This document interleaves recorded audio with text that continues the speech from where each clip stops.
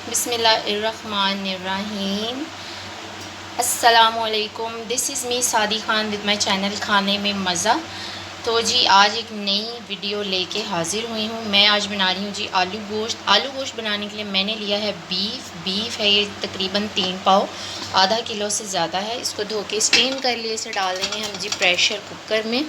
और आप सब जानते हैं कि बीफ को गलाने के लिए प्रेशर ही यूज़ होता है ताकि वो जल्दी गल जाए, तो इसलिए जी हमने इसे डाला है प्रेशर में। अब हम इसमें डालेंगे 1 अदद मीडियम साइज़ की प्याज जो कि बारीक कट कर ली थी, ठीक है। और इसमें जाएगा जी लहसुन के जवे, ये मोटे वाले हैं इसलिए 7 से 8 हैं, छोटे हों तो आप 10 से 12 कर सकते हैं। और इसमें जाएगा 1 अदद टमाटर जो कि मैंने बारीक कट कर लिया, ये बड़े साइज़ का टमाटर मैं यूज़ कर रही हूँ। और इसमें जाएंगे स्पाइसेस। तो स्पाइसेस की क्वांटिटी मैं आपको बता देती हूँ। 1.5 चम्मच नमक है, आधा चम्मच सूखा धनिया पाउडर है, तकरीबन 1 चम्मच लाल मिर्च पाउडर है और 1 चम्मच ही हल्दी पाउडर है। ये सब स्पाइसेस जो है प्रेशर में हमने डाल दिए हैं। और जी अब इसमें जाएंगे 2 गिलास पानी इस तरह से। और अब लग जाएगा जी इसको प्रेशर। और प्रेशर आपने बीफ को तकरीबन 15 मिनट के लिए बीफ को प्रेशर लगेगा, ठीक है। और 15 मिनट के बाद जो है हमारा बीफ गल जाएगा और इसमें हम घी डाल के या ऑयल डाल के इसको भूनेंगे और साथ ही आलू डाल के भूनेंगे। तो मिलते हैं जी आफ्टर 15 मिनट्स।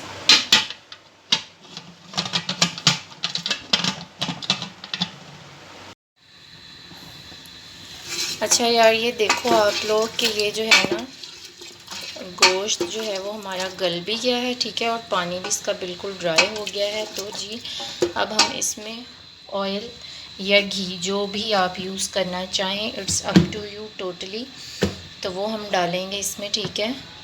तो जी मैं तो अंदाज़े से डाल लेती हूँ, रोज़ कुकिंग करके इतना आइडिया हो जाता है कि हम अंदाज़े से चीज़ जो है डाल लेते हैं। तो हम ये डाल के अच्छे से इसको भूनेंगे, बहुत अच्छे से भूनना है जब तक कि हमारा ऑयल ऊपर नहीं आ जाता।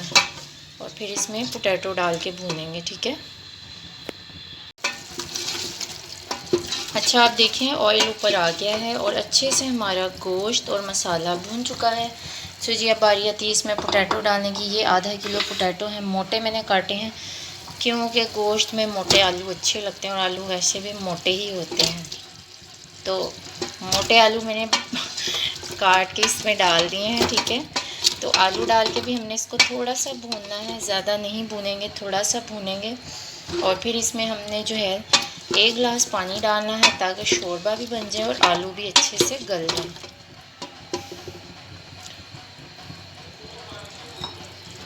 तो इसमें हम डाल देंगे जी 1 गिलास पानी और इसको हम 5 मिनट के लिए गलने के लिए रख देंगे ताकि आलू भी गल जाएं और शोरबा भी बन जाए।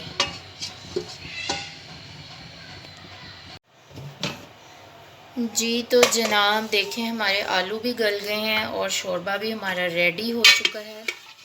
आलू गोश्त बिल्कुल रेडी है, शोरबे वाला मैंने बनाया है। तो जी अब बारी आती है इसको डिश आउट करने की, इस तरह से।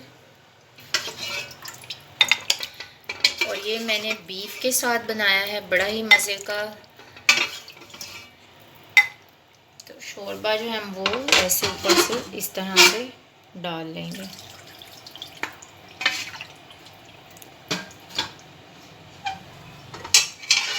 आप चाहें तो ऊपर गरम मसाला स्प्रिंकल कर लें पिसा हुआ।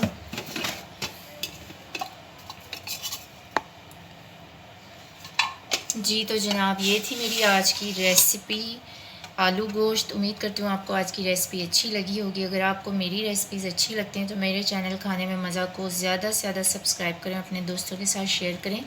मिलेंगे कल इंशाल्लाह एक नए दिन, नई उम्मीद और नई वीडियो के साथ। तब तक अपना बहुत सा ख्याल रखिएगा और मुझे दुआ में याद रखिएगा। अल्लाह हाफिज़।